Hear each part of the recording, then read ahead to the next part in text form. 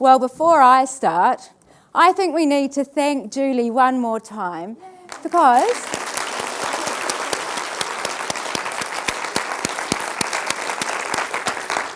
when you think about what she's done, and I know many of you in the room are exactly the same, she's created this from nothing. And when I think about what she has, she's got all of us in the room. We've all taken a really busy time, a day out to be here. And not only she do this, she's got a website, all those clubs, and she's just done it all. And I think that is incredible. So thank you, Julie. And also for creating today, because this is my third one. And each year they keep getting better and better. And already I've been blown away by the speakers this morning. And I don't know about you, but my heart has really been touched. And I think that's so important in business, that we remember our heart is what drives us, our heart is what attracts customers to us, and ultimately our heart and our soul make us sing. So I'm Wendy Kerr, I am the founder of Corporate Crossovers, and I'm a coach, I run workshops, and I work with women who have left the corporate world to create their own businesses. And I really want them to have more focus, to feel much more in control, and ultimately to make the money they are worth. And even though I believe that we should always start with our heart, I think it's really important that we earn what we deserve, because when we're thriving, our families thrive, our friends thrive, and our communities thrive, so everyone benefits. So I have a question for you all. How many of you would love to know how to value your time to get to £100,000? Hands up. Whoa, okay. Clearly this is a very keen topic. And how many of you are feeling a little bit tired and fed up and frustrated with always working long hours but still not making the money you know that you are worth? Yeah. Do you know, I know that's a very common complaint, and I've been there myself. And I did some research last year amongst 300 corporate crossovers to find out what they think about running their business. And do you know that 68% of them are earning less than when they had a job? And I think that is a really sad, sad statistic. So it's my mission with corporate crossovers to take that number back up. So let me just tell you a little bit about me before we get started. I'm from New Zealand, as most of you will have guessed, but I left there 25 years ago. And since then, I've been lucky enough to have a corporate career all around the world. And I've been marketing manager on Colgate toothpaste, Smirnoff vodka, Tia Maria, and I was Asia Pacific marketing manager for Apple Computer. And then in the late 90s, I did a big .com startup in Sydney, listed it on the stock exchange, and then came to London. So in 2000, I was general manager at ft.com. And if I'm honest, I really loved my career. I loved working. But 10 years ago, I decided that I wanted a different path, but it wasn't a choice of my own. Unwillingly, I became a corporate crossover. I moved to Tokyo with my husband, and I couldn't get a job. So I decided to retrain, and I set up a coaching business. 10 years later, that business is thriving, and I work with clients like Expedia, Betfair, The Economist, the ACCA, a range of big corporates, and I also work with women like you who truly are what makes my heart sing. So that business is thriving, but it wasn't always like this. When I started working in Tokyo on my own business, I worked really long hours. I had to go through all the bureaucracy of setting up a company in Japan. And then I wasn't really making much money. And at times I wondered if it was all worth it. But eventually the customers came in, the business was thriving, and I had thankfully a wonderful waiting list. But then 2 years later, my husband and I moved back to London, and I decided to start up a coaching business in London. So I have to go through all of those startup pains again in a much more competitive coaching market. and in a market where my network was quite small. And you know what? I felt really isolated. I was really scared, and I was still working long hours, and I was making far less than I ever made at the FT. So I decided one day, well, blow this. I'm going to get real and get a job. So I started interviewing. But in my heart, I just didn't really want to work again for a big corporate because I love coaching. So I decided, and it was an epiphany for me, I decided that I had to take my own advice. So I remember very clearly that day, I got all of my coaching books out of my bookshop, I spread them out on my desk, I got all my coaching tools, spread them on the other side of the desk, and I thought, I have to create my own system to get my business moving so that I am loving what I do again. So I created a system and I implemented it, and that year my business grew from £40,000 to £80,000. And I was so grateful because 4 years ago my husband was made redundant and he hasn't worked since. So I'm pleased to say that my business continues to thrive and I'm doing what I love, which is helping women like you. So that's a little bit about my story. And now we're going to talk about you. And how can you really create the business that you want? And as the theme of today's conference is, that allows you to thrive. So we're going to talk about how do you value your time to get to £100,000. How many of you think that when you do something yourself, you're saving your business money? Yeah? Or maybe when you're doing something, it's free because your time doesn't cost anything. Well, ladies, you've got to wake up. Truly. And I know you're laughing, but in a couple of minutes you're going to see the numbers. And you have got to start giving yourself some recognition for how much your time is really worth. And I want you, by the end of today, is to have a different paradigm about how you view your time and how much it is really worth to your business. So to help you with that, we're going to work through a formula, and then we're going to look at how do you actually spend your time now. And then I'm going to give you some great resources, some wonderful ways that you can outsource to other people to help you. So by now you should all have a handout, and inside this handout is a formula and some questions. And I've set you homework already because I love people getting into action after days like this. So your action is you're going to take away this formula, which I'm going to explain, so don't worry about it, and you're going to put in your own parameters and your own situation and then calculate exactly how much your time is worth. So let me go through the formula. What we have to do to work out what the value of our time is to our business is to actually work out how much time we have. So we need to start with the number of hours that we have in a year.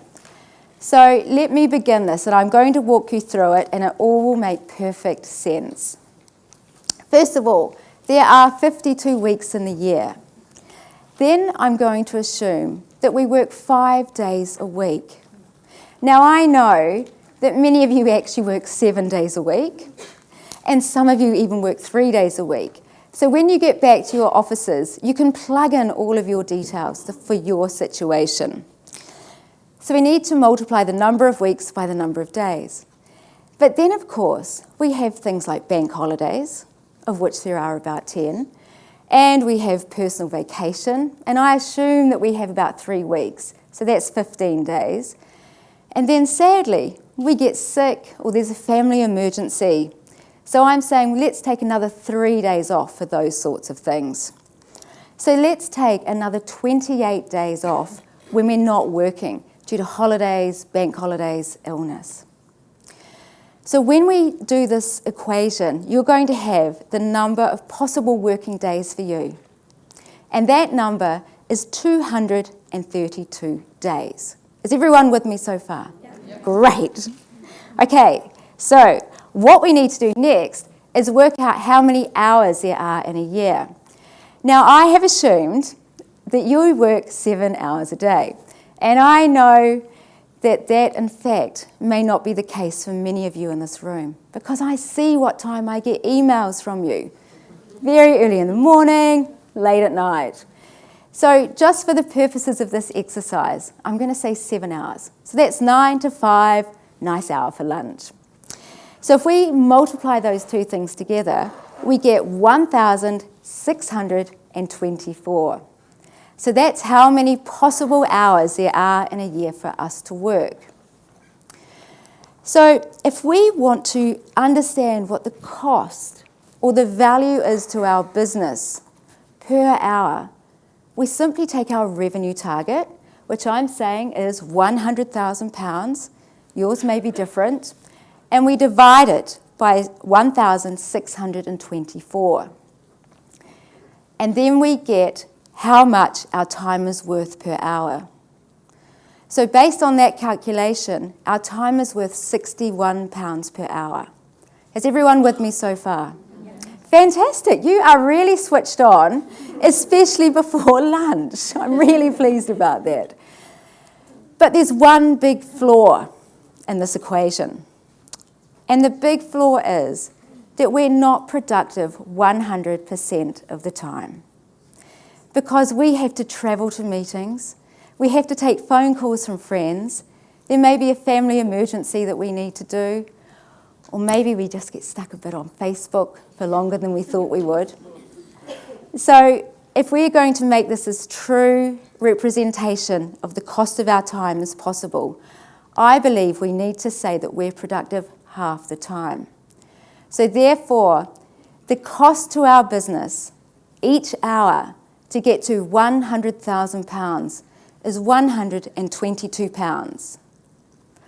So, remember the last time you went to the post office and it took you 10 minutes to drive there, 40 minutes in the queue, it was a busy day, 10 minutes to get back to the office? Was that hour trip to the post office worth £122 to your business? Or maybe you decide to go to Ryman's and buy some envelopes and some paper for the printer and some new staples. And there and back with the shopping in between, that takes an hour. Is that worth £122 to your business? Or you spend an hour writing some really lovely emails to some people that you met networking the day before, and you felt there was some interest and some synergy, enough to want to meet them for coffee. Is that worth £122 to your business? Or you decide to meet with a colleague and you brainstorm some fantastic ideas to market your business, so you bring in more clients and raise the awareness. Is that worth £122 to your business? What I want you to really start thinking about is, what is the value of your time to your business? And how do you start to think of your time as the most valuable resource that your business has? And therefore, what is your return on investment of that time? So that's really what this calculation does for you. It allows you to think every time you sit down, is this worth £122 to my business? So how do we spend our precious time? This 1,624 hours, what do we actually do with it? Over the years that I have been networking with business owners, do you know I've never met one that is bored? Have you? All business owners have a list from here to here that needs to be completed in this much time. So I know you are probably the same. You're always running to get things done, and you get frustrated because you never get to the bottom of your to-do list. So we have to do lots and lots and lots of things to keep our business ticking over. We have to do our emails. We have to call clients. We have to do the admin. We have to do our VAT. We have to do our tax, our invoices, our expenses, fix the printer, get a new computer, on and on and on. And it's those things that I believe keep us stuck in our business. So this is my opinion. What I want you to do now in your worksheets is turn to the person next to you. So work in groups of 2s or 3s. And I'm going to give you 2 minutes to tell each other what is it that you actually do every day to keep your business ticking over. So you've got 2 minutes, ladies.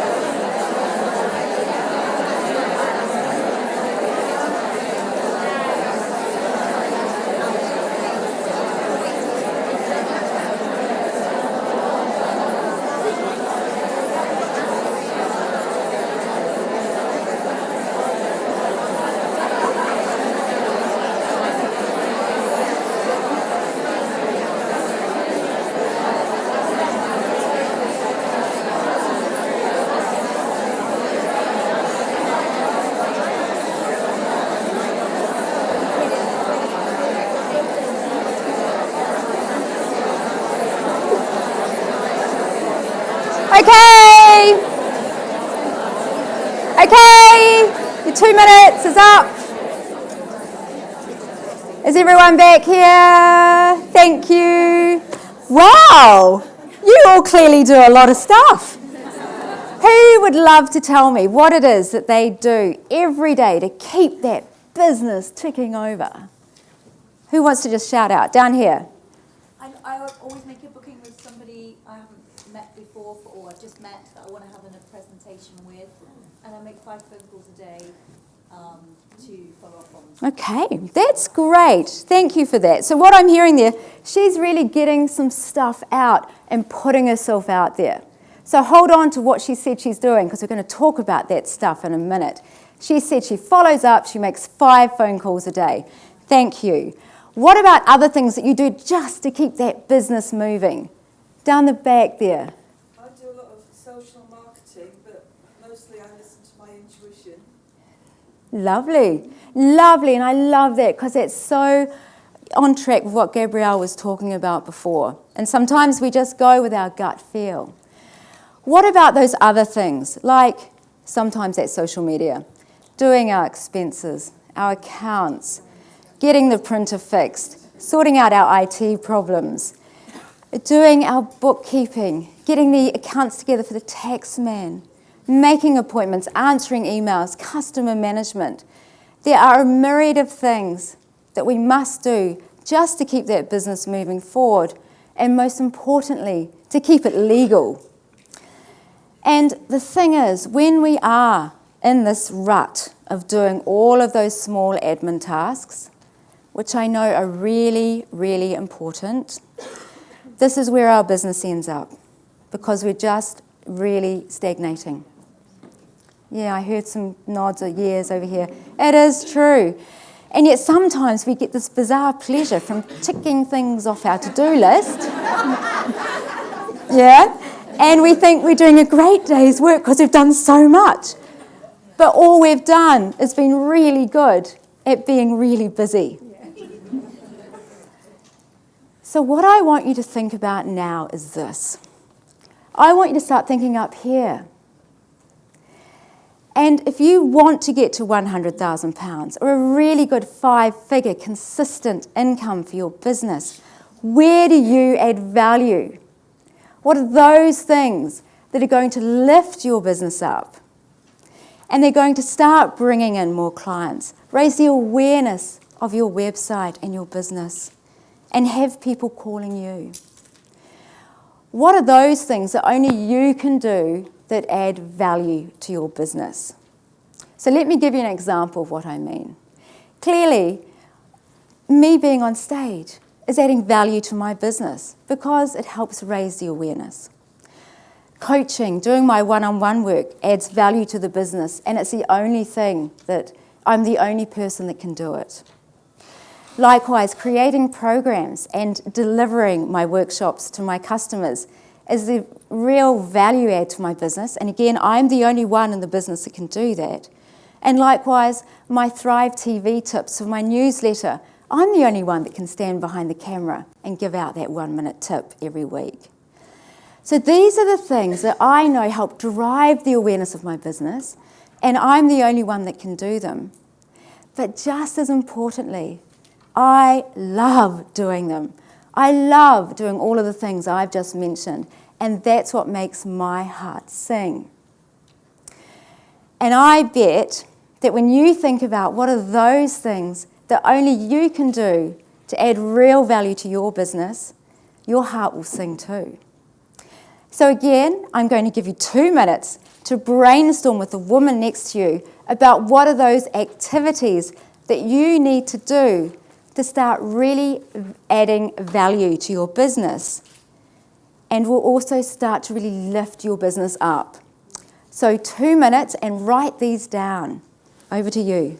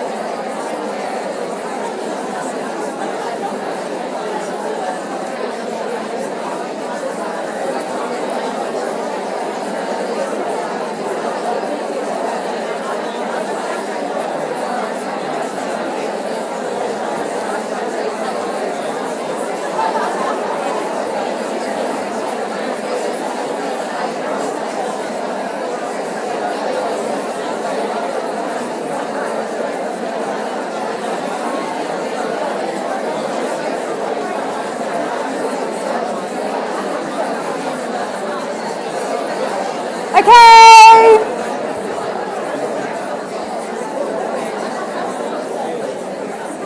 Thank you, everyone.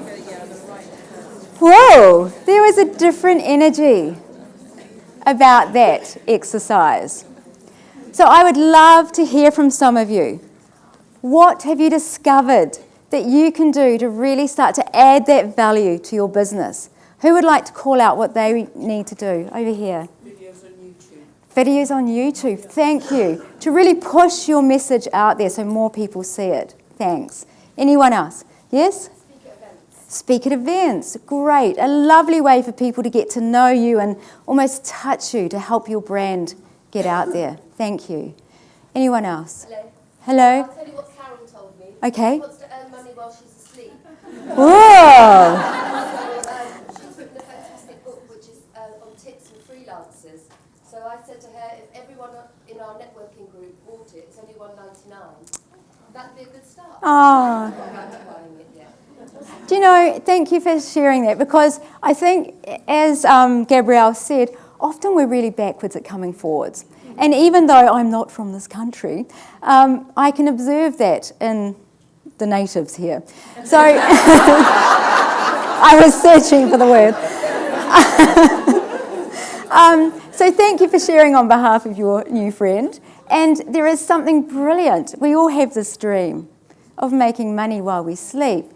But do you know, to be able to do that, we've got to carve time away to create those products, to build our brand, to drive traffic to our website, to build our profile, and all of those things, which are all up here. They're not down here. So if you think about where is your time best spent to get to really getting a good return on your investment of £122 per hour, it's not down here. It's up here. The trouble is, though, it's hard to find people to do this stuff. Or so we think.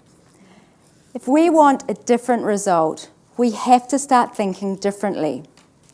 So what I want you to do now is to think about how you can start freeing your time up from this stuff, which you could probably outsource to a resource at far less cost than £122 per hour, that will allow you to have time to do all of these things up here, which you know is going to build your business, that you know you add value to, and ultimately, I think you're going to love doing.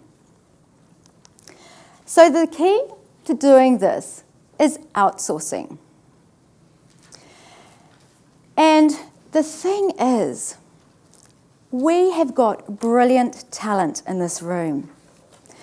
We have amazing dress designer who creates beautiful dresses for women. We've got a very insightful coach. We've got a meticulous accountant. We've got someone that really simplifies IT so that even someone like me can understand it. And these women, when they do that, that's where they add the value in their business. That's what they love doing. And most importantly, it's what they get paid to do. And I know each of you have your thing which you get paid to do and that no doubt you love. Yet, this is what I see so often. Let me paint this picture for you. Imagine you have a website and you have to update 5 pages. You could be launching some new products, some new services. You've got new customer testimonials. So there's 5 pages you need to update. And if you're honest, WordPress website stuff isn't really your thing. So it takes you 2 hours for each page. So before you know it, you've just spent 10 hours updating your website. Who can tell me how much that has just cost your business? Lovely, £1,220. My God, that's an expensive piece of web design, because I know that a web designer worth her salt would be able to do that in a flash and would not charge you £1,220. But you've just invested that money by doing it yourself. So it really is time to start thinking differently. And that's why I advocate finding people to help you. Typically, when I suggest this, this is the response I get. Yeah? Who's feeling that now? A bit of defensiveness. Yep. And typically it goes into these 4 areas. I'm not making any money now. How on earth can I afford to pay someone? I simply don't have the time to tell someone what to do on my business. It's faster if I do it myself.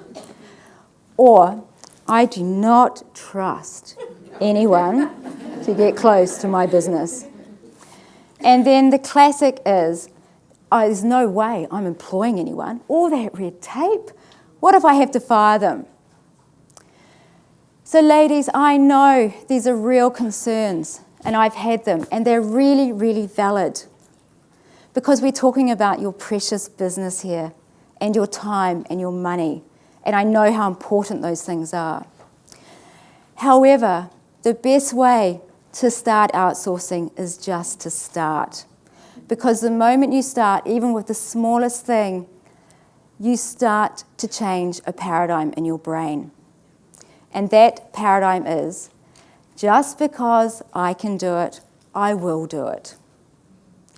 So I want you to start thinking very differently about that. So because I know resourcing can bring up all sorts of resistance, I've got a page coming up with loads of resources on it, starting from free to not so free. So first of all, let's look at the free. Bartering is a great place to start, and I know many of you do it. The thing with bartering though, it can all work very well, or it can be a screaming mess. And what we want is working well. So you need to be very clear about what you're swapping for what. So if this dress designer makes wonderful bespoke frocks, and they're £400 each, and we have an accountant who does a wonderful, meticulous jobs with the books, and she charges £800 a year, and they swap dresses for frocks, and they write it down, dresses for books rather, and they write it down, and they agree that, and they're very clear, then that bartering is going to work. So think about that as a way to help get some extra resource on your business.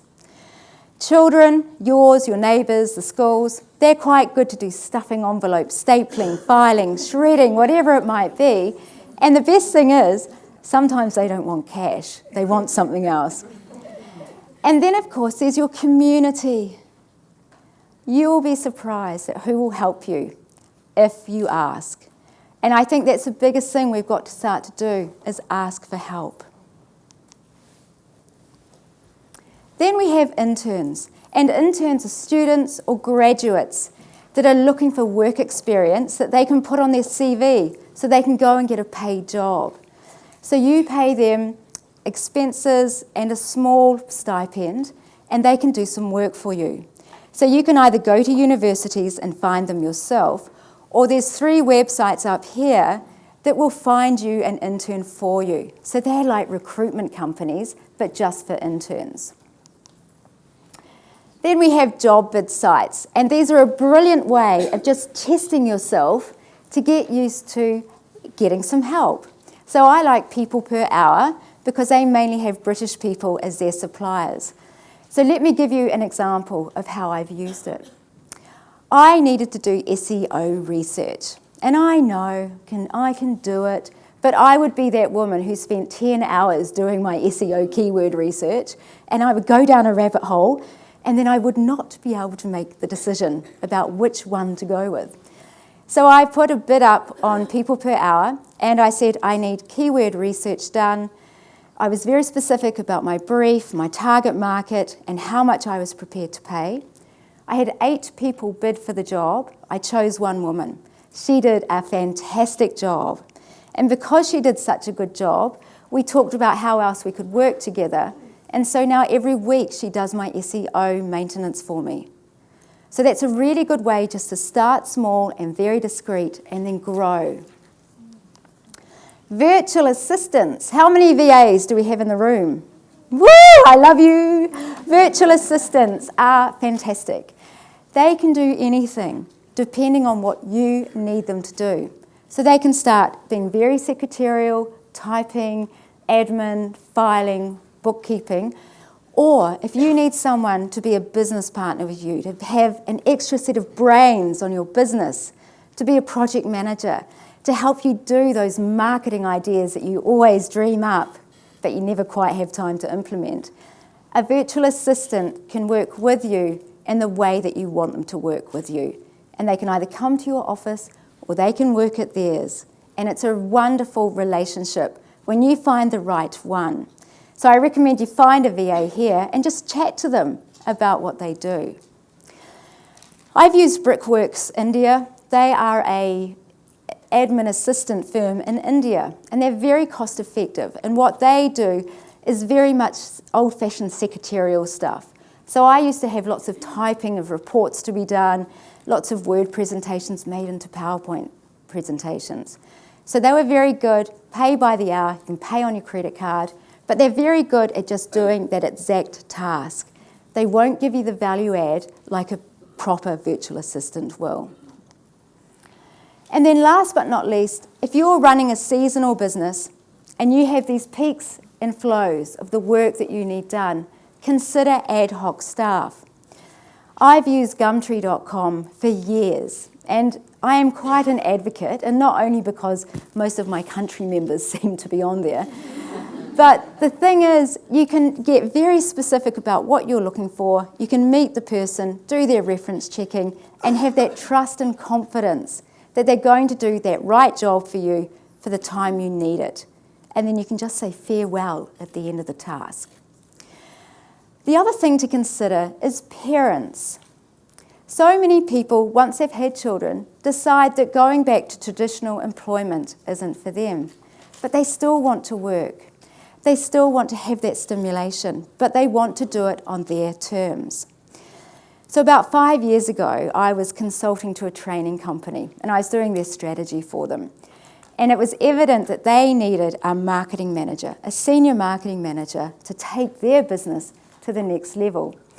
And so what we did is we found the ex-marketing manager of Sky on one of these sites, and she became their part-time marketing manager, and it was fantastic. So I have this sheet. If you want it, come and see me and we'll get it to you in the next couple of days. 3 things I want to leave you with. Before you sit down and do any task, ask yourself these questions. Am I the best person to be doing this? Is this worth £122? Who else could possibly do this for me? I want you to have those questions seared onto your brain. And over time, every time you sit down to do something new, you will think about, am I really the best person to be doing this? Is this worth £122 to my business? So remember how I said it was my mission to reduce that figure of 68%? This is my way of doing it. This is my gift. It's a fabulous ebook to help you overcome your fears, any blocks you've got about earning what you're worth. It's a very pragmatic guide full of worksheets. Come and see me at my stand and I'll organise to get a copy to you. And lastly, I'm starting my new Elevate course. It starts on March 22nd. It's the 2nd year I'm running it, and it's sold out last year. It's a wonderful group coaching program. We do 6 workshops over 12 weeks. You work with a small group of like-minded businesswomen, and together we work on your business vision, your goals, and a step-by-step plan of how to get there.